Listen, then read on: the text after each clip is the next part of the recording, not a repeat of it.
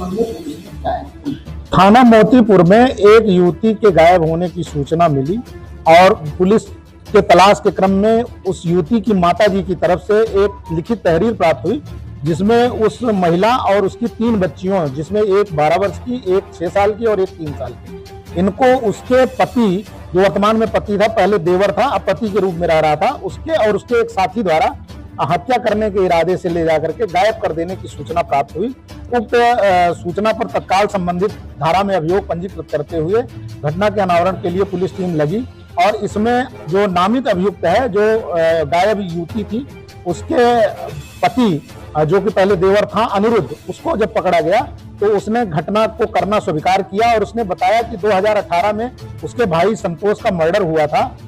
जिसकी पत्नी थी जो गायब हुई है, और उस मर्डर में एक मुख्य षड्यंत्रकारी के रूप में अनिरुद्ध स्वयं जेल गया था अपने भाई की हत्या में, और वहां से आने के बाद में अपनी भाभी और उसकी एक बेटी दोनों को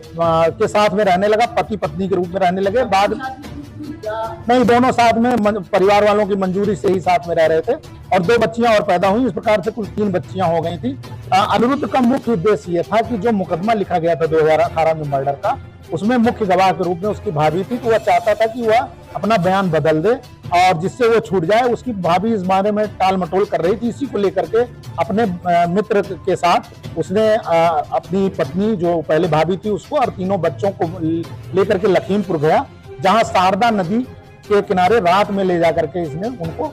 हत्या करने के इरादे से नदी के अथाह पानी में फेंक दिया और उसके बाद ये वापस चला आया। पुलिस ने इससे जब पूछताछ की है, पूरी घटना कबूल किया है, अपने साथी का नाम बताया है और इसकी निशादेही पर घटना स्थल के आसपास से बच्चों के कपड़े, जूते भी और उस महिला के भी कपड़े बरामद हुए हैं। 2018 में इसने अपना उद्देश्य जो पहले भी था, इसका जमीन, चूंकि ये 2 भाई हैं तो जमीन हथियाना इसका उद्देश्य था, उसी क्रम में इसने अपने भाई का मर्डर कराया था। और ये वाला जो अपनी पत्नी और बच्चों का, अभी इसने जो घटना की, 3 बच्चे थे, जिसमें एक बेटी पहले वाले भाई से थी और 2 बेटियां इससे पैदा हुई।